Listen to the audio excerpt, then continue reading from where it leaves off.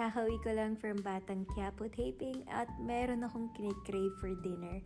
Lagi ko siya nakikita sa FYP page ko. So, eto na tayo sa kitchen. Let's eat!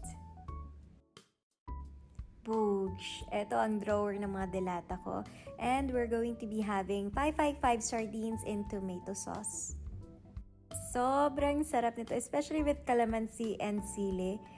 So, ayan, pagka-open, maaamoy mo na sobrang bango at talagang ang dami ko maaalala sa pagkain na to. Kasi ever since bata, yan ang kinakain ko. And idediretso na siya sa rice. Pwede mo din siya igisa. Pero ako, carry na yan. Masarap na. Let's eat! Pak! Napapasayaw pa, oh. At syempre, kailangan ko ng sili para maanghang. Tignan niyo naman kung gaano kalaki yung sardinas. So, bonggang-bongga talaga.